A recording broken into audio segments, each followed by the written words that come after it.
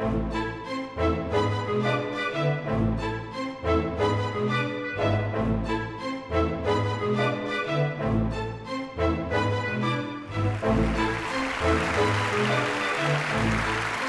to Cadogan Hall here in London for this Intelligence Squared debate. Welcome to the Symphony Space in New York City. We are here with a sold-out audience.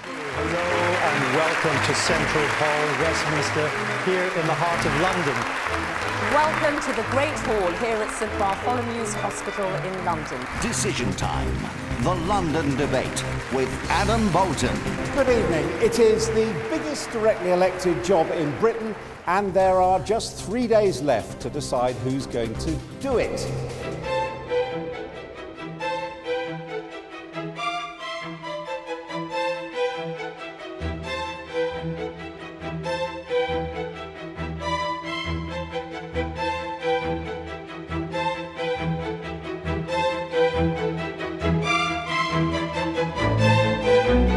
Tonight, an audience of over 2,000 have gathered for an Intelligence Squared debate on the future of Iraq. Major reductions in carbon emissions are not worth the money.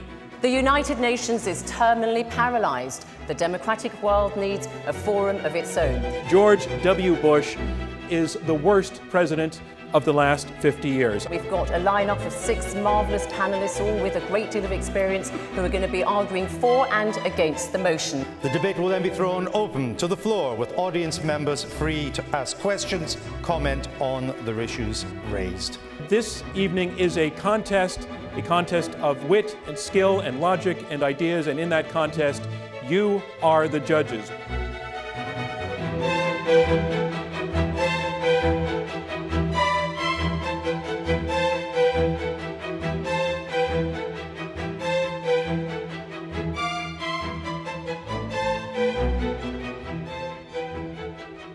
First speaker is Radek Sikorski. He is the Foreign Minister of Poland, also has served as its Defence Minister. Look, do we wish we'd had the weapons were there and it was justified under those terms? Yeah. Smart people like Bill Clinton sat on the floor of the Congress or at the White House in the 90s or in the Congress in the 2000s and said Saddam Hussein had weapons of mass destruction. And we now know that there was a reason why he didn't have them, but he wanted us to think he had them. Now, to speak against the UN is like speaking against the Catholic Church at the beginning of the 16th century. Like the cardinals of the Catholic Church, the defenders of the UN are thick on the ground, and it produces its own college of cardinals, their own Jesuits who fan out across the world to defend their church. This country borrows somewhere between $1 billion and $2 billion a day to buy oil. We borrow the money from the Chinese and we send it to the Saudis. We know how to eliminate at least 3/4 of that oil just through smarter technology. Now we turn to the audience, and I want you to start thinking about the kind of questions or comments, indeed, that you want to put to our panel. I fought in an earlier world war in the Gulf. That was many years ago. I just wonder whether the Iraqi engagement is destroying the military in both our countries. I have to disagree with you on your argument of moral equivalence as between terrorists and those who are not. I'm sorry. Go back to the Ten Commandments. All right, let me move on the right side. If all the nations agreed to do something, we could do something. It is a fundamental problem, which is all nations do not agree. And that is why we talk about paralysis, because you are not going to get to that day anytime soon. And what do we do in the meantime? If the UN didn't exist, would we see a different outcome in terms of the ability of a concert of democracies to act on Gaza, on Darfur, on Iran, the various examples you mentioned? I think most people at the United Nations would say that more effective cooperation between democracies would strengthen the organization. And I would ask Mr. Sikorski whether he isn't really on the wrong side of the motion. I've certainly learned from this debate. I concede that the UN does a lot of good work and that it is useful and it should stay and that there should be a place where everybody is present. But I hope you concede that the community of democracies should be strengthened, both as a caucus within the UN and also as an organization outside that helps pro-democracy activists. You will never persuade the outside world that you have not taken out Muslims as a particular group, and you'll never persuade them that you really needed to do these things. What have we done to Muslims in America? What has happened? Arrested them. We've arrested Muslims in America? And incarcerated them without trial. We've incarcerated Muslims in America without trial? Nonsense. Name one instance. But the lobbyists belabor me all day with lists of people who have vanished.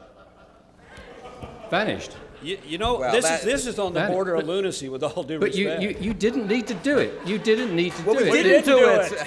I'm going to now ask our panellists to make their closing statements, their final opportunity to try to persuade you that their argument is right. Now, if you honestly believe that substantial reductions in carbon emissions are worth the money, you will sadly vote against the proposition, but then you absolutely must scurry right back home and send your check in, because if you don't, you will have burdened your already sooty soul with an extra 5 tons of self-righteous hypocrisy, and you can't possibly afford what it will take to forgive that. And now comes the moment when you decide. So the pre-debate results were for 336, against 251, undecided a massive 214. Listen, teams, this is the final result of this Intelligence Squared debate.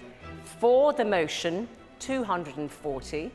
Against the motion, 500. Undecided were 78.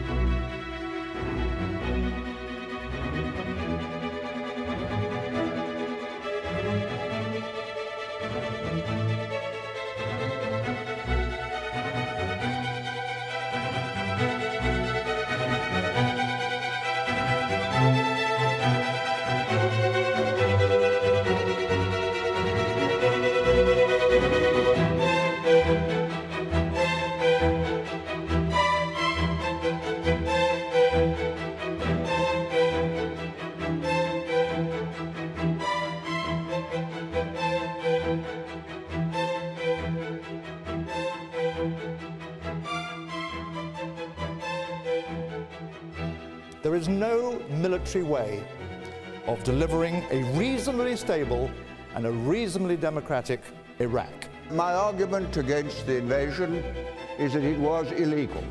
It's a country that has been subjected to enormous amounts of strains and is unlikely to continue within the framework that it has had over the last 8 years.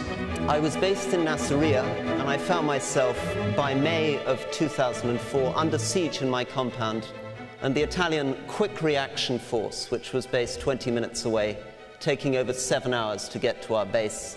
We handed over the province to the Iraqis in Nasiriyah in 2004, and I said at the time, this situation is going to collapse into civil war. I was astonished to return in 2005 and find perhaps the most stable, prosperous province in the whole of Iraq because of the Italian policy. If you find equal, sir, those people who choose to kill in the most bloody way they can imagine as many people as they can, to aircrew who are in uniform, to make them equal, I think, is a nonsense and a bit of a calumny on those aircrew. I lived in London during the Blitz, a quarter of a mile from here. We were bombed every night by the Nazis. Was that different from being blown up by a terrorist? War and terrorism are the same. Somebody said, war is the terrorism of the rich against the poor. Terrorism is the war of the poor against the rich.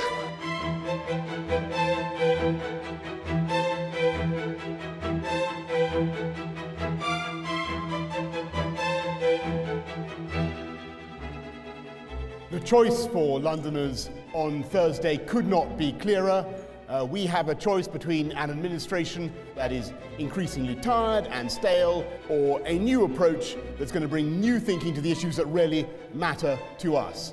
Why have you done nothing over the last 8 years? Why have you waited until 27 young people died last year and 11 people died this year? We're all passionately in favour of the Freedom Pass, not least, of course, because there's only one candidate eligible for the Freedom Pass, and that's the distinguished gentleman on my right, and I want him to be free. You were a breath of fresh air, and you were attacking the Labour government of Tony Blair, and I thought you were somebody who could change the future. Frankly, you should have stood by what you said. You shouldn't be standing for a third term.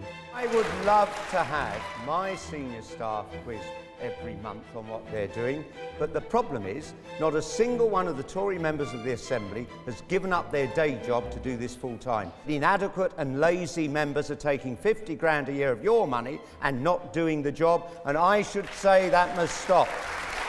Okay? I've got an idea that I think would work well, and I think we should have a London Arts Festival. That's in my manifesto. That's in your because These like things everything one of else, mine. like everything else, you've nicked it from me.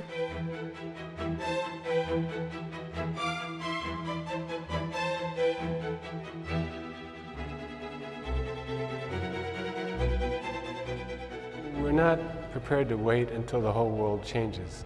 So it's important to break down the causes of maternal death and to address them in the best way we can with the tools we have currently available to us. We need a system that works. And as I go around the world, as I do for the Red Cross, we see warehouses full of drugs. 10 kilometers away in the bush in Zambia from the nearest health clinic, people are dying from the same conditions that you mentioned. So before you ask for more money, let's use the money that we've got properly well. We are doing the best we can for those very people. The drugs in the stores in Zambia are getting out because of the efforts of the group of people who are working against neglected tropical diseases. What we all want is basic healthcare systems that reach everyone day in, day out, year in, year out, even when the fashions change. But as you two agree, and Gates has got lots of money, I think you should get together. If you were given some serious money, I don't know, say $10 billion, to spend in the most cost-effective way to make their health better, what would you spend that money on? Well, the question is not academic for us. Actually, we'll be spending $10 billion over the next 5 or 6 years. And our investments are based on two principles: making solutions, health solutions, wherever available, as broadly available as possible, and where there aren't solutions, investing in the development of new solutions.